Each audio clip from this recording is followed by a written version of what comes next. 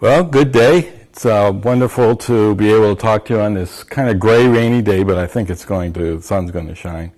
You're looking here at the proposed floor plan of the Sturgeon Bay campus. Most of this work won't start until next year, but just sort of remind us that we're in the middle of the referendum. I'm hoping at some point to be able to take us through some of the places where we're doing construction. Perhaps in the next video blog or two we'll be able to do that.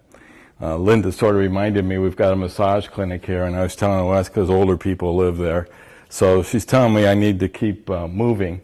So I'm going to take my first bike ride today. And other than that, I would have to say my only other medical problem right now is I just had my teeth all drilled. That's why I love going to the dentist. So, but doing well. But of course, it's really kind of saddened by the horrific events that are happening and have happened in Orlando. Sometimes we forget how closely we connected to that we are.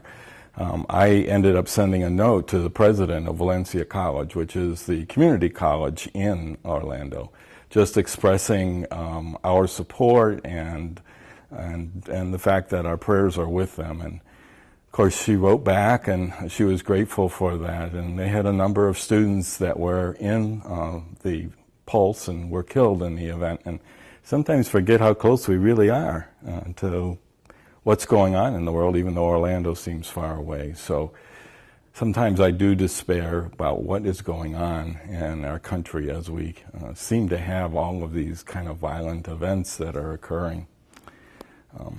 We're here, though. Things are going well.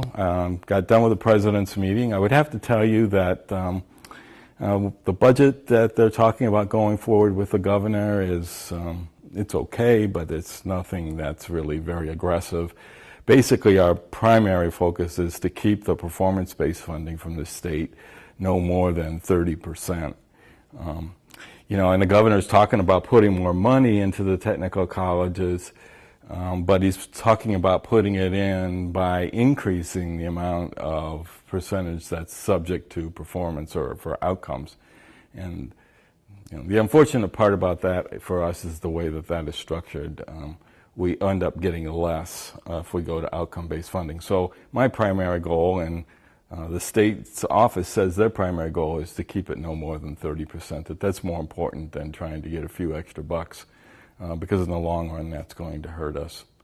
Other than that, we're going to be looking at perhaps a little bit of money to help support what we're doing in dual credit, and they're going to be asking for some more money to provide some veteran services.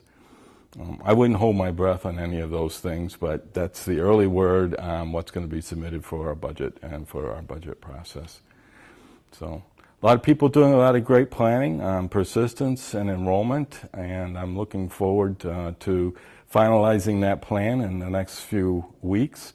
A lot of it is focused on engaging more with the students and trying to solve that dilemma of how do we talk and communicate with the students face to face.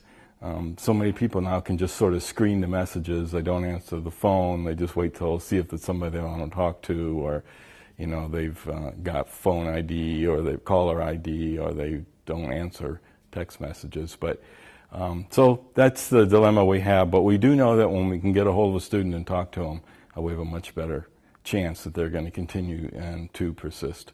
I love going by this sign out here where a student who got financial aid said that she has never gone to a college that is so committed to make sure that she graduates. And that's what we're about, and I'm really committed to making sure that we graduate.